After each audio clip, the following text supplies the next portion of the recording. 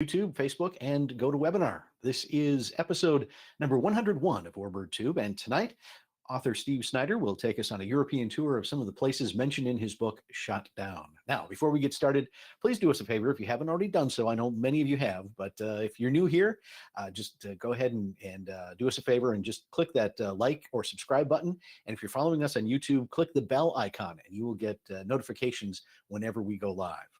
All right, so we are glad to have you here. If you have any questions that pop into your mind as you're listening to Steve's presentation this evening, just go ahead and type them into the comments section of whatever social media platform you're on, and we'll either try to get those answered during the presentation or we'll save some time at the end to answer all those questions. So joining me now from California, where it's probably one of the nicest places in the country. The rest of the country is deep in winter, but Steve, you're still doing okay out there in sunny California, and welcome to the show, and glad to have you here. Well, thank you very much, Steve. I'm glad to be here again. Yeah, it is nice, blue sky and sunny, and it's 5 o'clock here, so it's about 63 degrees. It was a little warmer than that earlier today, so I don't want to make anyone feel bad, but good place to be. That's right. So, Steve, now, for those of you who are regulars on Warbird Tube, you know Steve has been a guest before, and he's written a wonderful book called Shot Down. If you haven't read it, I don't know what you're waiting for. You need to go onto Amazon and pick it up. And it's the story of Steve's dad and the crew of the Susan Ruth, B-17 crew, and their missions during World War II, and they end up getting shot down. And the crew is separated and has lots of adventures. And Steve has documented everything in the book. But tonight, Steve, you're going to do something a little different. Tell us what we're going to see. Yes, I am. I am so fortunate and so blessed to know so much of my dad and his crew. And that's why I wrote the book, Shot Down. And not only do I know so much about my dad and his crew, but I know all the Belgian people that were involved in their stories. And I've been to all the places, or many of the locations, where the events took place. And that's what I want to share with you today. And I'm going to share a lot of information, which only doesn't even scratch the surface of the details that are in the book. The first half of the book builds up to the day that the plane was shot down. And then the second half of the book is all about what happened afterwards. And that's where I'm going to start. This is my dad's crew. You can see the 4 officers in front there. My dad's on the lower left. He was the first pilot. And going across, it's George Ike, the co-pilot, Robert Benninger, the navigator, and then Richard Daniels, the bombardier. And then you have the 6 enlisted men or gunners going across the top. Can everyone see that full screen? Because I have Steve and myself on the top there, so I wanted to make sure that everyone could see that. Okay. Yes, we can. Okay, great. Thank you very much. Well, it was on February 8th of 1944, where the B-17 Susan Ruth, which was named after my oldest sister, who was 1 year old at the time my dad went overseas, and 20 other B-17s of the 306 bomb group took off from the base at Thurley, England. Thurley was about 60 miles north and a little bit west of London. And the mission was to bomb the railroad marshalling yards at Frankfurt, Germany. And they dropped their bombs successfully, but their bomb bay doors got hit by flak, and they couldn't get them back up. And as a result, that caused a drag on the plane. They lost airspeed and they fell behind the formation going back to England. And they were singled out by 2 German Focke-Wulf fighters who came in for the kill and shot the Susan Ruth down. But both those Focke-Wulf fighters were shot down at the same time. One was piloted by Siegfried Merrick, and his plane crashed in this field, and he was killed in the plane. But you can visit his grave at the Lamel German War Cemetery in Belgium. And you can see a lot of the parts of his plane that are on display in a little museum in Monceau-en-Berchies, Belgium. It was an old cow shed. It's 2 stories now, and it looks pretty small, but it's amazing how many artifacts and memorabilia is contained in that little museum. And 3 of the larger pieces of Siegfried Merrick's plane are in there. This is the one of the propeller blade. Then you have the propeller hub, crankshaft. And there's also a lot of memorabilia from my dad's crew, the Susan Ruth. My dad donated his Eisenhower jacket there. And only about 100 yards away is a memorial to the first 12 GIs that were killed in the liberation of Belgium on September 2nd of 1944. They were involved in a skirmish with the Waffen-SS 2nd Panzer Division Das Reich. And this memorial was erected in 1988. Here you see a star there representing the US Army, and that's sitting on top of outline of the map of Belgium. And then you have 12 headstones in the back representing the 12 men who were killed. That's not where they're buried. And then you have 7 flags in back for representing the countries that were occupied by the Nazis. And then 3 countries, the US, Canada, and Britain, which liberated those countries. The other Luftwaffe pilot that shot down my dad's plane was Hans Berger. And I found Hans Berger when I was doing my research, and fortunately for me, he became a translator after the war and speaks perfect English. And he gave me some wonderful insight that's in the book about what it was like to go against the 8th Air Force. He was shot down in this field in Belgium, but then he got back into to action and continued combat after that. I've been to Munich, Germany twice to visit Hans, and we become friends. Here he's wearing his fighter jacket with his Iron Cross on there. I don't know if you can see that too well. And Hans shot down 7 B-17s, 1 Spitfire, but he was shot down 3 times himself. All his friends were killed during the war. I think the only reason Hans made it through the war is that in the beginning of 1945, he was pulled out of combat and made a test pilot for the Henke HE-162 single-engine jet fighter that the Nazis were trying to perfect, which they never did. Interestingly enough, Hans, of all the people that I'm going to show you in the shot down story, Hans is the only one that's still living. He'll be 100 years old this October.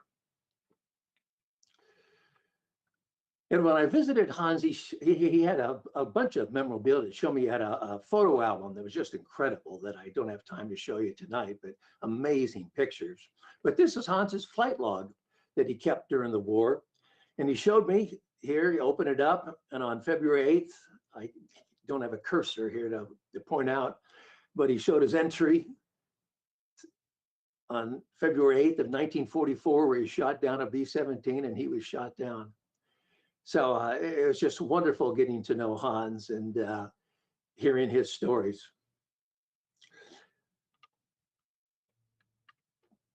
The Susan Ruth, my dad put it on the co-pilot after he bailed out, and it kind of, by eyewitness account, circled down, and it came down in the little village of Macanoise, just north of the French border, on the property of the distillery farm. And this is what the distillery farm looked back then. This is what it looks like today. And in 1989, a memorial was erected to my dad and his crew, just catty-cornered to the farmhouse there. And prior to that, my dad didn't talk too much about the war, like most World War II veterans. But my dad and three other members of his crew that were still living went over for the dedication of the memorial. And there he was reunited with all these Belgian people that hit him during the war and saw these places where he was hidden, and that brought it all back, and he started talking about it afterwards. My first visit was to Belgium. I've been there 6 times. My first time was in 1994 with my parents, and that's when it became personal for me because I saw all these places that I'm going to show you firsthand. This is a closer look at the memorial. It has 2 plaques on the front that has the names of the crew, their positions on the plane, and their ages at the time they were shot down. Of my dad's 10-man crew, 2 of the crew were killed during the attack by the Focke-Wulf 190s. On the left, you have Ross Kaler, who was the radio operator. And on the right, you have Louis Colbert, who was the ball turret gunner. And when my dad's plane came down, it was circling, and the tail broke off the plane, and these 2 men's bodies were thrown out. And these are pictures of their bodies laying on the field across from the farmhouse that day. Ross Kaler's body was brought back to the U.S. and he's buried in his hometown of Philadelphia, Pennsylvania. They're in the, I'm rooting for the Eagles this year in the Super Bowl. And but Louis Colwert's grave is at the Ardennes American Cemetery in Belgium that you can visit. 3 other crew members of the plane, they were picked up right away by the Germans and became prisoners of war. In the middle there, you see Richard Daniels, the bombardier. He was picked up right away, and he was spent the entire rest of the war, the remainder of the war, as a POW, even Stolid Luft 4. He was involved in the infamous Heidekreuz run, and also suffered through the 500-mile, 86-day Black March from the Baltic Sea back into Germany, because the Germans were bringing the prisoners to avoid the Russians coming in. The other 2 guys that bailed out and were picked up and became POWs, on the left there is Richard Daniels, the bombardier, and on the right is Joe Musial. That picture of him, you see the palm trees in the back. He was actually stationed in the Pacific at the beginning of the war. That picture was taken at Hickam Field, and he was there when Pearl Harbor was bombed by the Japanese. And he flew 72 missions in the Pacific before he came back home and volunteered to go to the European theater of operations. All my dad's crew was injured to one degree to another, but Richard Daniels and Joe Musial were by far the most seriously injured. Richard Daniels had a 20-millimeter shell go through his right bicep and tear it off and then exit through his shoulder. Joe Musial had his left foot basically severed. It was just hanging from his leg by 2 tendons. Because of the seriousness of their injuries, they were taken to the medical clinic of Dr. Andre Trego in Chimay, Belgium, where Richard Daniels' arm was almost severed, amputated. They did amputate Joe Musial's foot. And then when they were stabilized, they sent him to a hospital prison, a Luftwaffe hospital prison in St. Gilles prison outside of Brussels. This is what the prison looked like back then. This is what it looked like today. And then from there, actual Joe Musial ended up being sent to Solid Luft 4, where Holbert was. And he was totally shocked when he encountered Holbert, because Holbert's black hair turned completely white. Richard Daniels was sent to just many German hospital prisons because of the seriousness of his wounds. He got infected, and they always had problems. And eventually, both Daniels and Musial were repatriated back to the United States in February of 1944 because of their seriousness of their injuries. They were shipped on the SS Gripsholm, which was a Swedish cruise ship, which was being operated by the Red Cross. Here you have 2 other members of my dad's crew. On the left is George Ike, the co-pilot, and on the right is Robert Benninger, the navigator. And they came down very close to each other, and they were picked up by the resistance, the French resistance. And they were taken to the home of Esther and Valerie Fosset in Reyes, Belgium. They only stayed there a short time, and then they were moved to a resistance camp. This was a fairly large camp. This is one of the structures there. That's no longer there. You can't visit that today. But there they met up with 5 other downed U.S. airmen, 5 members of the 306 Bomb Group Ration Passion, and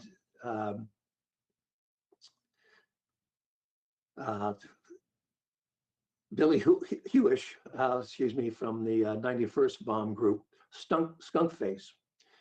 And there they stayed. There were resistance fighters. Resistance fighters been injured. They were local Belgian men. They were hiding from the Germans because they were going to be sent to labor camps in Germany. guys that had been captured by the Germans and went to prison camps but escaped. But on February 28th of 1944, the Germans raided that camp because some Belgian collaborators ratted them out. And they all just scattered after that. But the US airmen were taken to another location, to this cabin in the Plumont Woods, which is right out of Chimay, Belgium. That's what the cabin looked like back then. This is what it looks like today, that you can go visit. And they only stayed there for a short time there because it was very close to Chimay, where the local Gestapo headquarters was located. And also a German garrison had taken over the schoolhouse there in Chimay. So it was too dangerous for them to stay there any longer. So a couple members of the Belgium Underground, Florent Simon and Fernand Fontaine, moved him further away in the woods of Chimay, Belgium. Actually, it's called the Champagne Woods, where they erected a hut. And this is the location of the hut. These 4 stones outlines where the hut was. And this is what the hut looked like. On the right-hand side, you could see it was buried in the ground, and the roof of the hut actually touched ground level.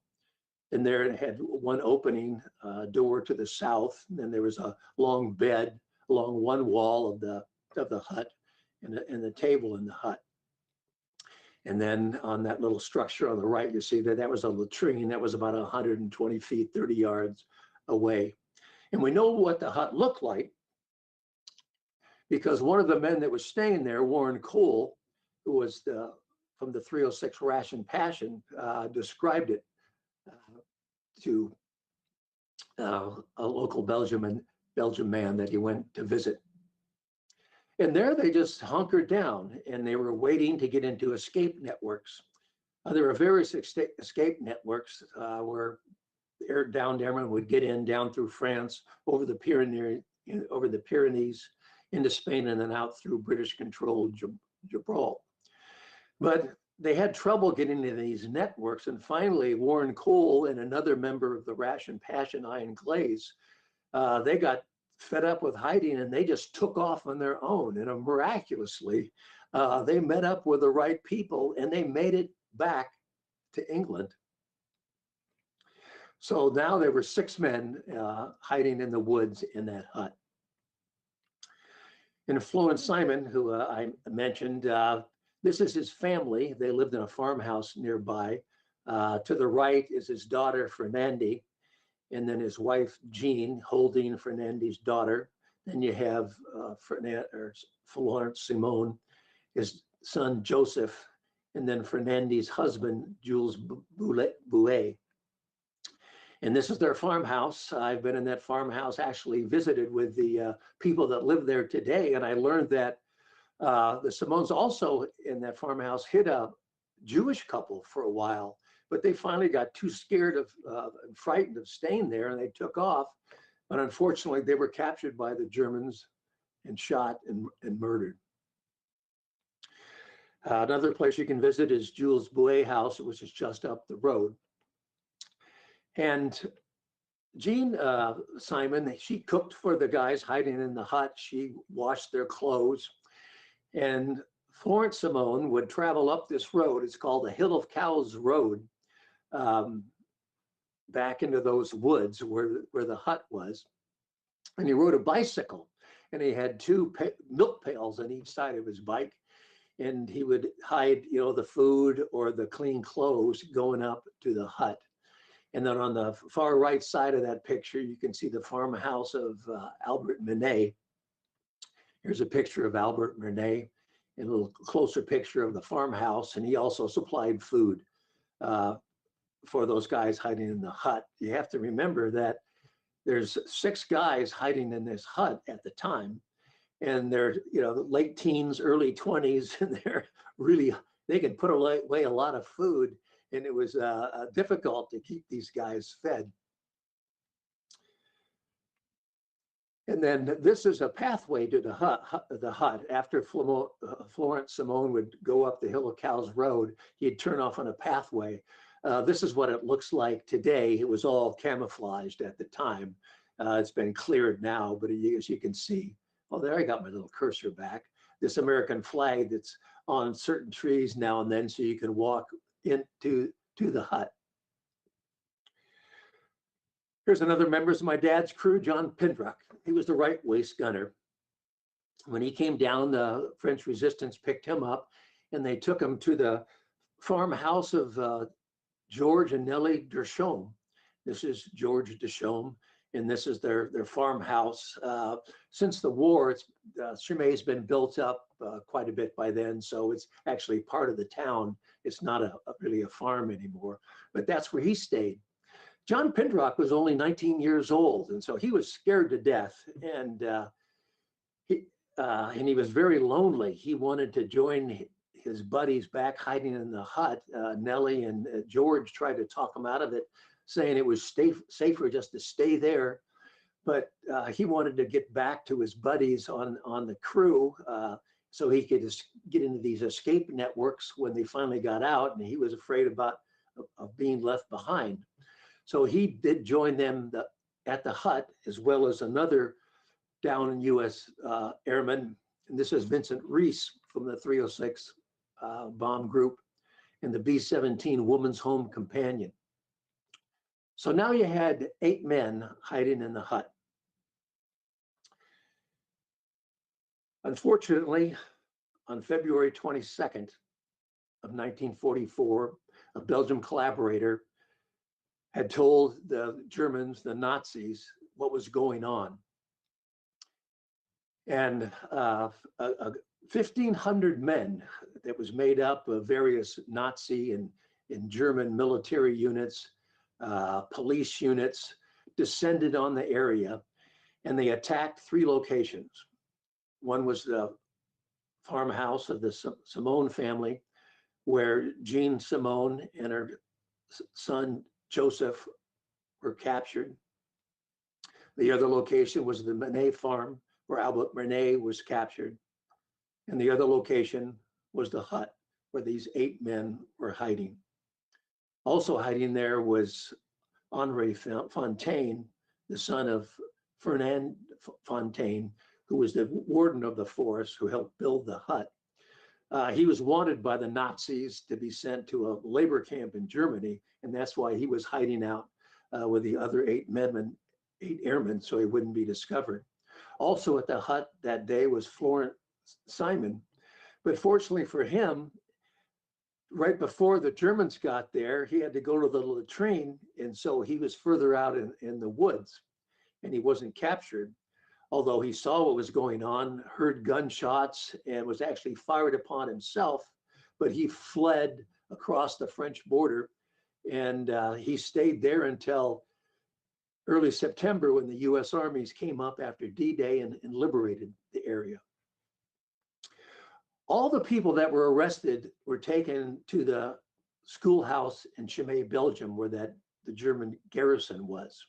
This is what the schoolhouse looked back then. This is what it looks like today. It really hasn't changed at all. In one of the upper classrooms is this writing on the wall in German, which says, "Today, the German soldier with his active participation will determine the fate of Europe." And I get chills just saying that. But the Belgian people left that on there to remember what took place. They didn't want to erase that. After being interrogated, these 8 airmen were taken back out in the woods to the pathway going to the hut. They were marched a few hundred yards in, and then they were taken in different directions, followed by 2 Germans, who, after a period of time, shot all 8 of them in the back twice and murdered them. Today, there's a sign at the pathway that leads to the hut that says "Pathway of Remembrance." And then at the location where they split these men off, there's a memorial that says they sacrificed their youth and their lives to preserve our freedom. And their names are on that plaque. And now they've also kind of roped off the area of the hut and have a little plaque there to memorialize what took place. Also who were arrested were Joseph Simon and Henri Fontaine. As I mentioned, Henri was arrested at the hut. Joseph was arrested at the Simon farm. And they were both sent to concentration camps, various concentration camps in Germany. And I don't know, ironically or not, Joseph was working on a labor detail trying to repair some railroad lines in Germany. And there was attacked by US bombers, and he was killed in that bombing attack. And Henri Franken went to various, Henri Fontaine went to various prisoner of war camps in Germany and just disappeared, never to be heard from again. This is the grave of the Simon family. After the war, Joseph Simon's body was brought back, and he and both his parents are buried there that you can visit. After the war, his mother, Jean, was so distraught, she could just never get over losing her son. And she never stopped blaming her husband, Florent, for getting him involved on the underground and harped on him eternally. And finally, Florent could not take his guilt anymore, and he hung himself, a casualty of the war. 4 of the men of the 8 men that were murdered, they're still in Europe. You can go visit their graves at the Netherlands American Cemetery in Margraten. On the left there is John Pendrock from my dad's crew. On the right is John Gamborski from the Ration Passion. And then in this slide, Billy Hewish from the Skunk Face and Vincent Reese from the Woman's Home Companion. The last 2 crew members of my dad's crew have happier stories, I'm glad to say. This is the tail gunner, Bill Schlenker. And my dad and the plane came down in Belgium, but all the other 8 guys that bailed out came down in France. And Bill came down in France at the Signy-les-Petits. And he was taken to the farmhouse of Marie-Louise Auger. This is Marie with her fiance at the time. He was in the French army and was captured in 1940 and spent the remainder of the war as a POW, but fortunately he made it through the war, and they were married and had a happy life. This is the farmhouse of Marie's and where Schlenker stayed. And the farmhouse now belongs to the granddaughter of Marie. This is Virginie, with on the right there is the grandson of Bill Schlenker, Brian Schlenker. And when we visited there, we went down in the basement where Bill was hidden, and you can see his grandson, Brian, there in the basement. Schlenker was injured, though. He had some shrapnel wounds in his foot, and it needed medical attention. So the resistance brought him back over into Belgium, into Dr. Trigo's medical clinic. And although it was controlled by the Germans, they snuck him in the back door and they fluoroscoped his foot. And then he was taken to a nearby house of Josephine Collet, who was just a few blocks away from the medical clinic. And there he stayed for 7 months until he was finally liberated by the US armies. This is Josephine. She had 2 daughters, Giselle, 27 on the left, and Paula, who was 20 years old on the right. Schlenker celebrated his 20th birthday there. It has been said that Paula on the right kind of took a liking to Brian when he was finally liberated and left, that she was pretty disappointed. Here you see the Calais home with Giselle and Paula on the balcony. That's what it looked like then. This is what it looks like today. It's this whole structure. And the Calais were fairly wealthy. Mr. Calais was a merchant. And right when the Germans invaded, he decided to use all his money to buy goods, merchandise, because they didn't think the French franc would be worth anything. So he bought coffee and liquor and wine and tobacco and flour and other goods, which he thought he could trade better than using money. But unfortunately, the Germans came in and confiscated everything he had. And he was so despondent, he hung himself. Another casualty of the war. Down the street lived Fernand Delport, AKA Albert, who was the district leader of the underground, the resistance. This was his home. Also nearby was the Gestapo headquarters, just was a few blocks away. And this is the building that the Gestapo headquarters was in. It's a little restaurant today that I've eaten in. And finally, you have my dad, Pilot Howard Snyder. He was the last crewman to bail out, and he came down in these trees right at the French-Belgium border. And his parachute got hung up to these branches, and it was dangling 20 feet off the ground and couldn't get down. But fortunately for him, a couple young Belgian men, Henri Franken and Raymond Dervan, came to his rescue before the Germans got to him.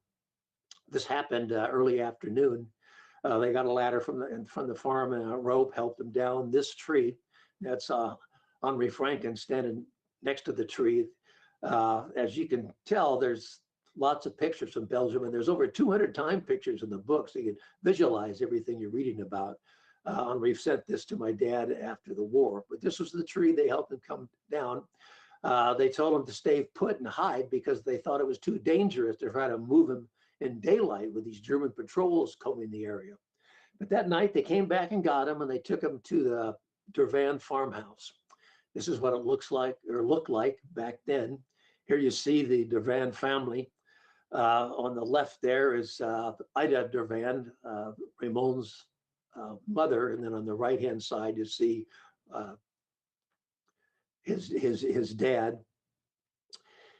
And then Raymond Dervan is down to the lower left, to the left of those young children. The young woman there is his sister and her husband, and that's her 2 children. And he stayed there one night because they thought it was too dangerous to stay there any longer than that with these German patrols in the area. So the next night of Belgium, well, that's what it looks like today. This is what it looked like then. That's what it looks like today. You can see there's been a little remodeling on it. And then this is what the house looks like from a distance. And it's right at the French-Belgium border because that house is in Belgium, but those trees are in France. But the next night, a Belgian customs officer, Paul Tilcan, came in a tandem bicycle to take him to a safer location. He first took him to the Tilcan house, which also acted as the customs office. This is what it looked like today. It's on the left-hand side. And on the right-hand side, across the road from that, is the Franken farmhouse, Henri Franken's farmhouse. This is what it looks like today. It really doesn't, it's not the same house. They've torn it down. But my dad, when they came to the house, he put a Belgian customs officer's uniform, a spare uniform on my dad, put a little pillbox on his head, wore a cape, and they head out to go to a safer location.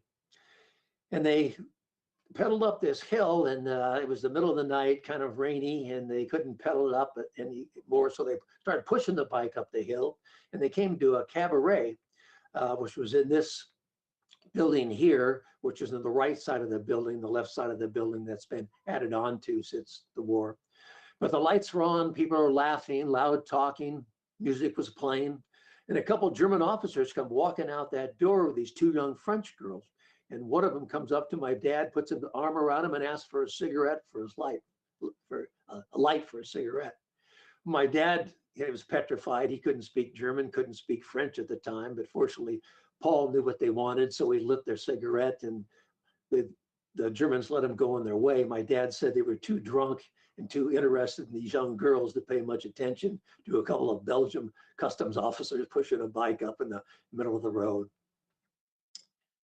So then they took him into Chimay to Dr. Soyer's, the bailiff's house. He didn't stay there long because again, because the Gestapo headquarters being there and that German garrison being there, they thought it was too dangerous. So they moved him about 50 miles north to the town of Charleroi, which was much larger and further away, so it was safer. And he stayed there for lengthy periods of time, staying with several people. This is Charles Soutier. They stayed at his house there in Charleroi. And then he went to stay with Eva Martin. This is Eva and her husband, Jack Martin, on the left. Jack was actually a captain in the British Army during World War I. And that's when he met Eva and they got married, lived in Belgium.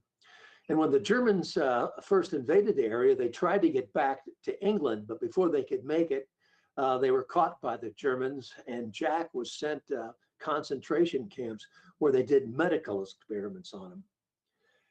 And after the war, he was sent back to England to try to recover for several months. But he never really could, and those medical experiments caused him to develop cancer, and he died in 1952, not that long after the war ended. Eva lived with her young daughters while my dad was there, Jacqueline and Maggie. And this is the house they lived in that I've been to. And I am now friends with Eva Martin's grandson. This is Jean-Paul Gaudry to the right, his wife in the middle, and that's their daughter, Anne Sophie. And we become like family. Two of the people my dad stayed with for lengthy periods of time, on the left is Ghislaine Bayou, and on the right is Madame Gadin, Jeanette Gadin. Actually, her husband was a captain in the French army, and he was also captured in 1940, and he spent the remainder of the war as a POW, but he made it back safely too. And my dad became friends with them and met with them after the war several times. This is Maurice Bayou, Ghislaine's husband. This is their house. And when my dad was staying there, he wrote this diary about his plane being shot down. It's absolutely riveting. It's in the book. And one of the times that I visited that house, we were out front taking some pictures. And in the upper left-hand window, the owner of the house opened it up and yelled out, he could speak English, "May I help you?" And I go, yeah, my dad was hidden in this house, so he was probably interested, and he came down, and I had a bunch of pictures with me that were taken at that house. And I started showing him pictures, and I showed him this one of my dad inside the house, and he goes, oh my goodness, that wall covering is still there today, over 70 years later. And so we went inside the house and he showed me, and then I tried to pose like my dad, but I didn't really do a very good job of it. But there you see that same wall covering that's there today, well, now, 79 years later. This is the back of the house, the little patio, and it looks just like that today. On the right-hand side is Mimi Gabriel that lived next door. She was 16 years old, and she could speak English, and she taught my dad how to speak conversational French. They would play Monopoly, cards, and so forth to help them learn. And then you see my dad, he always wore a beret trying to fit in with the locals, even though he was so much taller than the locals. And that's Giselle Bayou next to him, and then that's Mimi Gabriel's mother on the right. And then this is the house they lived in that was right next door. Last couple that I'll show you that they lived with in Charleroi was Victor and Amy Cools. This was a picture they sent to him after the war, and there you can see on their credenza is a picture of my dad that he sent to him. It was very stressful for my dad, hiding for months from the Germans. He had several close calls, almost being captured. And finally, word came that the Allies landed at Normandy on June 6th, and he decided to get back and fight, get back into the fight and join the French resistance. Amy and Victor tried vehemently to talk him out of it because it was way too dangerous, but he was not to be deterred. And so he talked, this is their house, there in Charleroi. But he convinced my dad to escort her down to the French border to join up with the resistance.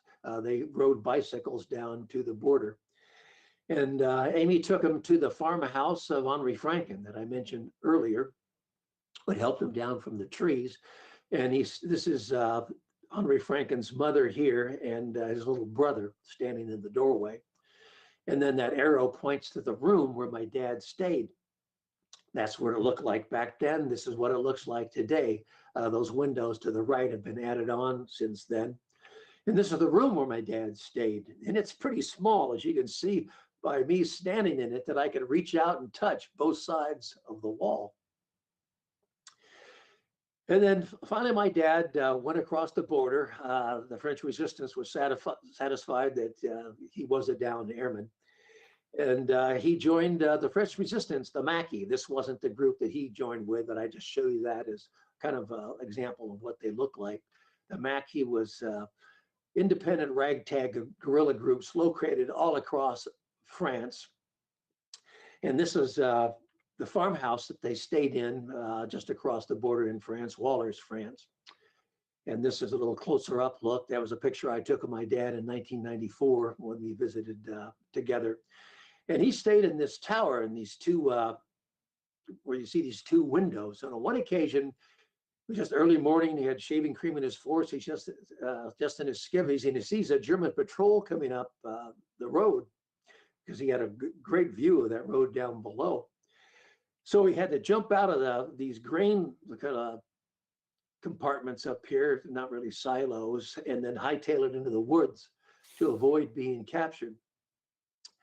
And to enter this building, you have to go in on the right-hand side and walk a little bit, and then you go up. I don't know if my cursor is working here. I don't think to get it work, but you walk up a ladder to the second level where those open windows are. And there's all this grain piled up that you have to wade through the grain to the left side, and then you walk up a little ladder to go up the second floor to get in that tower room. And just trying to get in that tower room for me, who's 70 plus years older, was a challenge. But here you see me, and then the green is my son Clayton, and then the other gentleman was the owner of the farm. And that little room where my dad stayed with the French resistance, and on the right you see that window he looked out to see the German patrol coming up the area. And then I looked out the back of there, to see what it must have looked like to jump out of there, which I wouldn't want to do. But it's just amazing to be in these places where all this took place. Finally, 7 months after my dad bailed out, word came that there was U.S. troops in the nearby village of Trélone, France. So my dad walked in the village of Trélone. This is the town square. Went up to an Army major. Actually, it was an element of Patton's Third Army, which would come up through France after D-Day. Identified himself. He caught a ride on a convoy taking German prisoners to Paris, and then got a transport to make it back to England. But while in Paris, he sent a telegram to my mother, letting her know that it reads, "Is that sweet little chin still up, baby? Back at base, fit as fiddle. Will write, bank the money, love," because he had all that back pay coming from all that time that he was missing in action. And then he didn't stay very long at his base. The U.S. Air Force had a rule at the time that if you were shot down over occupied territory and helped by the resistance, that you could not go back in combat because they were shot down a second time and captured by the Germans and tortured, that you give up the identity of the people that were that helped you the first time. The only exception to that rule that I know was Chuck Yeager, Yep. who personally met with Eisenhower to talk him back into going into combat. So my dad was sent back home, and he was reunited with his wife, Ruth. Little Susan was 2 months old now, and he met his little 5-month-old baby Nancy that was born while he was missing in action. So this was the first time that he met her. My dad kept a few mementos from fighting with the resistance. Here is the armband that he wore while he was fighting with the resistance. That's the Cross of Lorraine, which was the symbol of the resistance during the war. He's now donated that armband to that little museum there in Monceau embouchure. This is a Spanish llama pistol that he fought with while he was with the resistance. And this is a Waffen SS belt that he took off a German tank sergeant when he was fighting with the resistance. Obviously, all these are treasures, but now I have a new treasure. I have a little 6-month-old grandson named after my father and his grandfather, Howard Snyder. So that's the story of my dad and his crew. Thank you very much for tuning in. And if anyone has any questions, I'll be glad to answer. Exactly. Yes. What that is a cute little baby there. I'm always struck, not only talking to you, but with others who recount some of the stories of the people in occupied countries, Belgium, France, that went out of their way to help American, especially down to airmen, either hide them from the Gestapo or the Nazis, or help repatriate them and get them back to England. There just seems to be a great sense, even today, of history in those European countries that were such a part of the conflict. And do you get that feeling when you're visiting those spots as well? Oh, absolutely. My dad was. He said, they saved his life. Mm-hmm. They gave him their bed to sleep in. They'd sleep on the floor or someplace else. They'd give him the majority of the food. The food would be that rationed at that time, so it was hard to come by. I mean, he was so grateful to them, and he kept in touch with many of his helpers until the day they died. They would correspond, write Christmas card to one another, and he did go visit them. There was a special bond. And like you say, the Belgian people today are so grateful and so thankful for the Americans and for the Allies of liberating them from 4 years of Nazi occupation and Nazi oppression. We in the US just can't imagine and comprehend what it was like for 4 years to have your freedom away and just be totally oppressed. But they in Belgium, the Netherlands, and northern France do. And they do a great job of remembering and educating the younger people. They've erected a number of memorials in the area. I showed you the one they erected to my dad and their crew. And on the anniversary dates of the memorials, they have special ceremonies. And this coming Saturday, next week, September 11th, actually, they'll have a memorial we'll have a ceremony at my dad's memorial.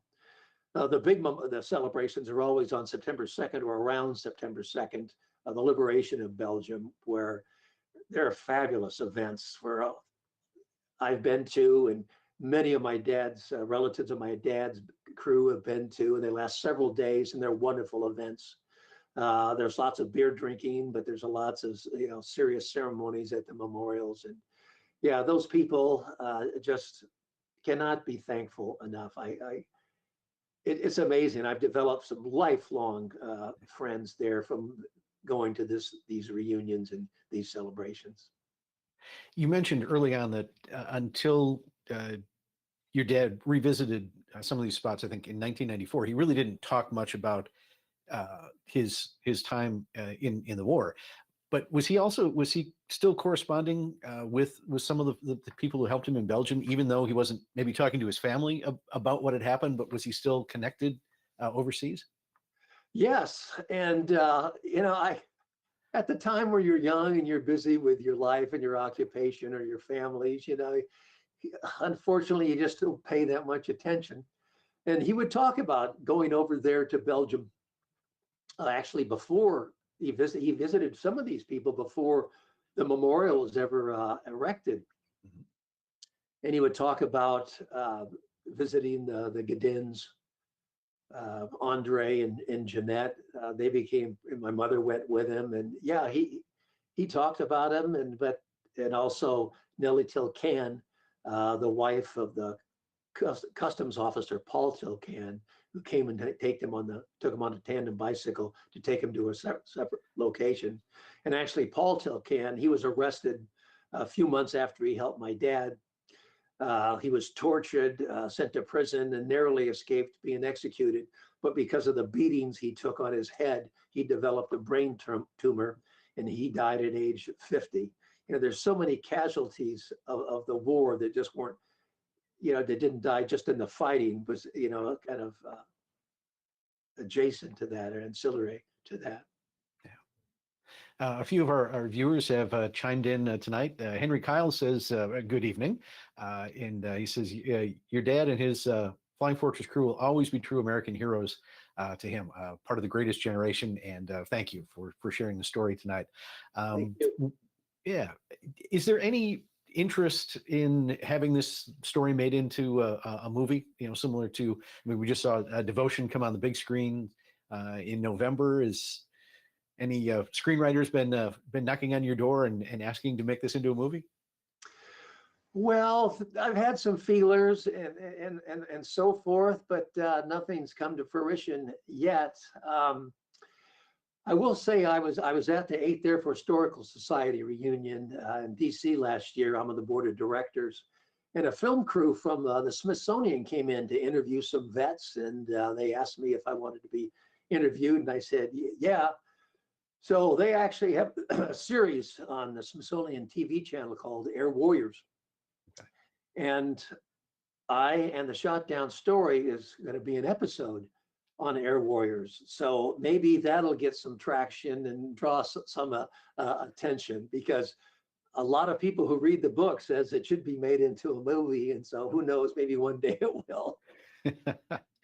Was the wreckage of your dad's B-17 located and salvaged, or was it just scrapped? No, and unfortunately, the Germans cordoned off the area, and at that time, in the war, they were really hurting for metal, so they salvaged all the metal, the plane, and they sent it all back to Germany. So on one of my trips to Belgium, this Belgian man who's a collector, and I went to his home, and he has an amazing collection of memorabilia, but he said he had pieces of my dad's plane, and I was beside myself. And so we went over there, and he showed me these, becomes a wingtip and some other pieces, and he actually gave me some. And I thought, oh, I have pieces of my dad's plane. But then on further examination, I think it turned out to be a British plane, not a Lancaster, but I forget. So I was pretty disappointed about that. Some farmer was told, they took it to make a roof for his chicken coop. But now I guess nothing's left of it. Okay. How do people get a hold of the two questions here? How can they get a hold of a copy of the book, and can it be arranged to get a signed copy of the book? Definitely. Most people get the book off Amazon. Again, Shot Down, the true story of Pilot Howard and the crew of the B-17 Susan Ruth. But if anyone wants an autographed book, they can go to my website, stevesnyderauthor.com. Snyder, S-N-Y-D-E-R, stevesnyderauthor.com, and you can get an autographed hard copy. And there's a lot of historical information on my website. It's just not about my book. There's interviews with veterans, links to all sorts of different videos and archival footage. So it's really a resource site as well. Great. And I know a lot of folks who are watching tonight may have a father, a relative, uncle, something, grandfather that was in the war, also served on B-17s in the European theater. Do you have any advice for them on how to do research to uncover their relative story? Well, there are a lot of links to research sites that are on my website they can go to. But I've helped people out all the time, and I'm glad to help out anybody if they want to send me an email, which is just steve@stevesnyderauthor.com.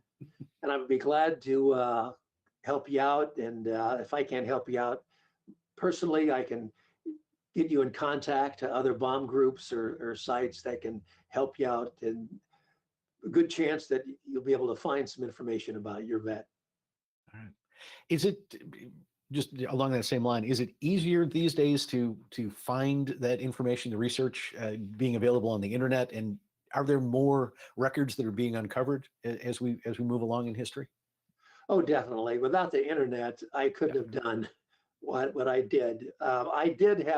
Was fortunate. There were two Belgian men who were young boys during the war, became historians afterwards, and they interviewed all these Belgian people about the events that took place involving my dad and crew. So they gave me a ton of information. So, that's not available to most people. They gave me pictures and detailed first person accounts of some of what I've shared with you.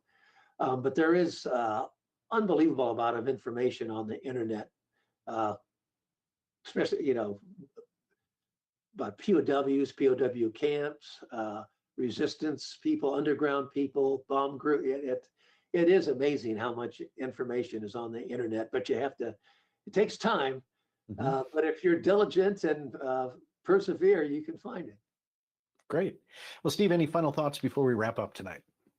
Well, I just am thankful that I could be on again and share this with you. I have a passion, not only for my dad and his crew, but also for the entire 8th Air Force. We can never forget the sacrifice of those brave men.